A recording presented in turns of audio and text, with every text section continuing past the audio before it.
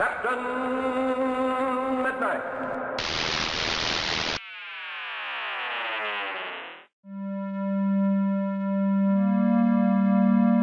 In the spring of 2014, it seemed like the entire internet was obsessed with the first season of True Detective. I remember getting really excited when the show went out of its way to heavily reference Robert Chambers' novel, The Yellow King, a book that had a huge impact on weird fiction writer H.P. Lovecraft, to the point that he basically included it in the Cthulhu mythos. Was True Detective, a beautifully shot Southern Gothic, about to go full-on Lovecraft? Well, no. The season took a much more grounded, non-supernatural approach, and then kind of drove itself off a cliff in season 2. Don't say that. You know me. Right, we had something, and then... But that idea stuck with me, and I started to wonder, why don't we have a great Lovecraftian TV show? So for the uninitiated, who was H.P. Lovecraft? Well, I'll try to quickly summarize. H.P. Lovecraft was a horror writer born in 1890 who lived most of his life in Providence, Rhode Island.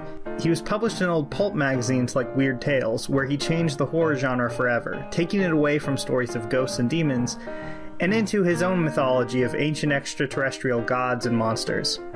He developed a small but devoted fan base that has only grown since his death at the young age of 46. Got it? Okay, awesome. Moving on.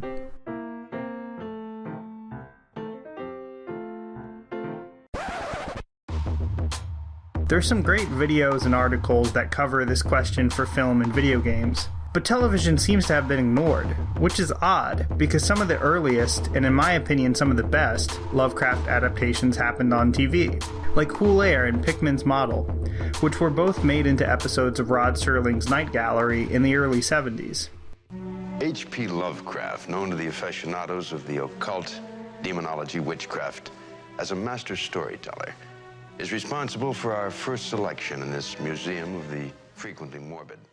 They're far from perfect, but they're a lot better than most of the Lovecraft movie adaptations the film industry has given us. A few years ago, Hellboy and Pan's Labyrinth director Guillermo del Toro had to give up on his massive adaptation of Lovecraft's At the Mountains of Madness. I don't want to give too much away, because you should read it if you haven't yet. But anyway, even with the backing of Tom Cruise and mega director James Cameron, Del Toro couldn't get a studio to produce the movie. Which is disappointing, yeah, but it also makes sense. Modern-day blockbusters are brand-driven, and At the Mountains of Madness is not exactly a Batman, or sadly even a Power Rangers-level brand in terms of general audience recognition. Combine that with Del Toro's, in my opinion very correct, insistence that the movie had to carry an R rating and not a PG-13, cutting off a huge potential audience for the film, and you've got yourself a very expensive, risky proposition for the studios. There may be another answer. Yes, thanks to television, that marvel of modern science.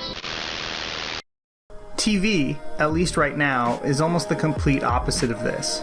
More and more channels and streaming services are desperate for original programming that both stands out from the crowd and can bring in a niche audience. This bubble will probably burst eventually, but right now is the perfect time to bring Lovecraft to the small screen. The rise of Cthulhu from another dimension brings about 3,000 years of darkness, Tom. To some, especially those who only have heard of Cthulhu from online memes and appearances on South Park, the word Lovecraftian may only mean giant tentacle monsters. But that's only a small element of his stories. Themes of isolation, vulnerability, and the creeping fear of the unknown is what has kept Lovecraft's work relevant 80 years after his death. His influence can be seen everywhere, but straight adaptations of his work rarely get made outside of the fan community. When adapting his work into a show, you arrive at a simple question: which story to adapt? These days I think the answer is actually clear, as many as you want to. The rise of seasonal anthologies like True Detective, American Horror Story, and Fargo, along with plenty of others, means that it isn't necessary to just stick to one story. Just take a look at the upcoming Stephen King J.J. Abrams show Castle Rock. It isn't adapting just one story from King's body of work. It's adapting his entire universe into one show. And like King, Lovecraft's work is also primarily set in a fictional New England area, Arkham. This, or even Lovecraft's infamous Institute of Higher Learning, Miskatonic University, could serve as the basis for a whole bunch of different stories and characters, much like Minnesota does in Fargo, even as the series itself jumps from era to era. Another frequent Lovecraft theme is the idea of deep time. It's horrifying to think of his creatures being older than humanity, or even the world itself. And a show that's able to set whole seasons decades, or even centuries apart from each other, could really underline that idea in a way that previous adaptations have not. Now, Lovecraft fans out there might remember news floating around last year of an episodic anthology show, think Twilight Zone, not American Horror Story, that was being developed by Legendary TV. This could be great too, but there hasn't been a shred of news on it since July of 2016. Sure, there's a chance it could get greenlit tomorrow, but anyone who knows anything about TV development would tell you not to hold your breath. When it comes to TV pilots, no news is definitely not good news. If it was actually happening, it probably would have been cast by now. But Lovecraft's work is, with a few exceptions, mostly in the public domain, which means that almost anyone out there could pitch a Lovecraft show. A show that honors his mythology and adapts his work while expanding on his thin characters. Think about it, there's so much potential. A season that adapts The Rats in the Walls while farther exploring the Delapore family. A season covering The Color Out of Space, which develops the Gardner family over the course of 13 episodes, making their fate even more tragic, and maybe even digging into the implications of that story's final horrifying paragraph. The possibilities are endless.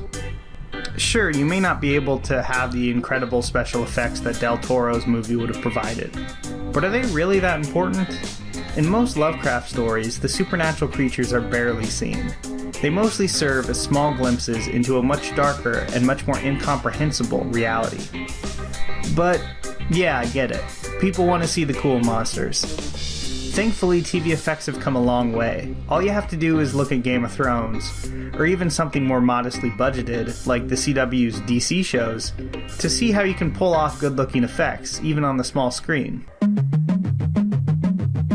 Ever since the publication of Dagon in 1919, Lovecraft's mythos has influenced and been remixed by countless writers and artists. 2 years from now will be that story's 100-year anniversary, and it would be pretty incredible if we had a Lovecraft TV show on the air by then, bringing his work to an entirely new generation of fans. Because even though the stories may be old, his themes of cosmic horror will never stop influencing the horror genre. So Netflix, HBO, Hulu, Starz, whoever, make it happen. Horror fans will love you for it.